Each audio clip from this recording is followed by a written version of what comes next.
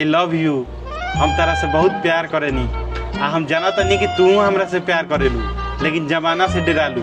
आज हम तारा के मौका देतनी कि तू अपना दिल के बात बोल द। हई देखा तारा नु चप्पल, 4 चप्पल में सब प्यार के भूत उतर जाई। भागा तारा कि नहीं जैसे? मतलब तू हमरा से प्यार ना करेलू? तो ओ दिन कोचिंगवा में जब हम कलम लेके ना आए रही तो तू बोललू कि हम 2 कलम लियाल बनी आ एगो हमरा के दे देलू। उ प्यार ना रहे तो आखिर का रहे? माने कलम देला से प्यार होला रे? अच्छा ठीक बा। तो ओ दिन जब हमरा के मास्टर साहब मुर्गा बनैलन तो तू कहलू कि सर इसको मुर्गी बना दीजिए, कम से कम अंडा तो देगी। हाँ हंसे लगलू। उ प्यार ना रहे तो आखिर का रहे? हम फिल्म में देखले बानी कि लड़की हंसी तो फांसी। रे दिमाग खराब मत कर, हट ना तो साइकिले चढ़ा देम। भाई तोर तो गजब बेइज्जती भइल भाई।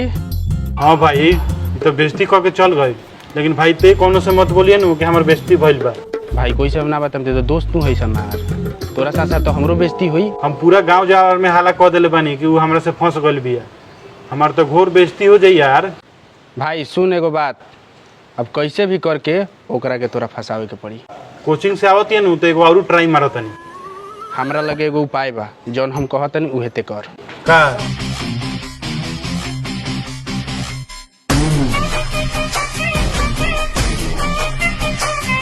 अगर ते हमरा प्यार के ना अपनैबे तो हम जहर खा लेम।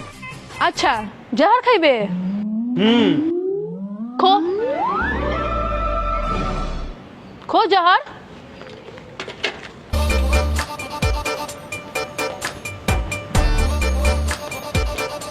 खो जहर खो खो। हम ना खाएम। प्यार ना के परेशान करके रख देले बा। ते दोस्त ऐसे होकर ले, दोस्त के प्यार खातिर ते ही खा ले। खो भार में गल दोस्ती हमार। आवा लोग अब तब बतावा तनी। बाप रे बाप, आज प्यार के नाम पर हमार जाने चल जाई। आ दोस्ती के चक्कर में आज हमरो जान गए रहलो ना अब से कोनो लड़की के फेरा में ना रहल जाई। ठीक कहत रे भाई। जान बा तो जहान बा। हाँ बाप रे बाप, हालत खराब हो गइल आज। रे नेहवा के बाबूजी जातन का रे? हाँ भाई लागत कि उहे हमन। लागत कि कह देलक घरे। बुझात तो बा भाई। चल तो हमरा घरे गइल हियन। चल चल चल मास्टर साहेब भाई लागत है कि तेज पिटाई बे। यार ऐसे मत बोल यार। हौ देख का होता। बाप रे बाप, जौना हिसाब से लड़ो लोग लागत है कि केस फौजदारी हो जाई। हम भाग जाई का यार घर छोड़ के? ना भाई देख ना भाई हंसत लोग। हां हंसत लोग यार। हाँ दोस्त लोग का बुझात तो इहे बा। चल पता करेंगे। चलो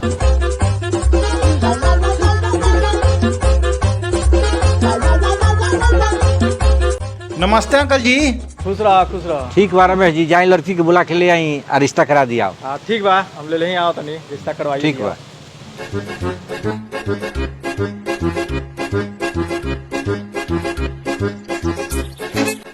पापा रिश्ता हुई हमार।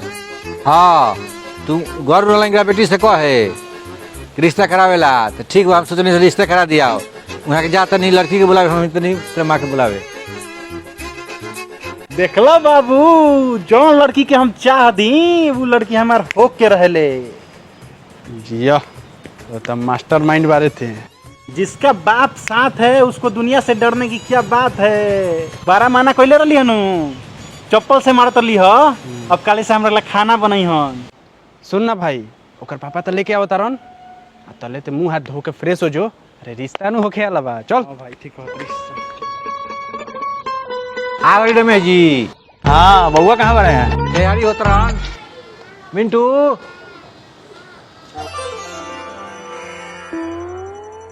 जी पापा जी। आ गई लो। रमेश जी एगो हाथ रउआ पकड़ी, एगो हाथ हम पकड़त तनी। ये हाथ काहे पकड़त इन लोग? ये घड़ी नया तरीका से रिश्ता होता।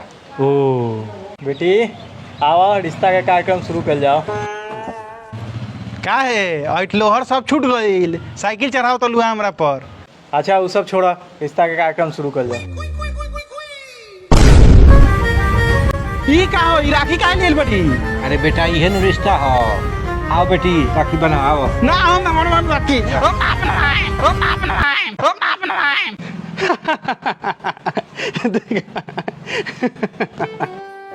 बबुआ अब से दीदिया स्कूल कॉलेज जाई नू तो ओकर ख्याल रखी ह देखिए कोनो स्कूल कॉलेज परेशान मत करो सन ठीक बा ठीक बा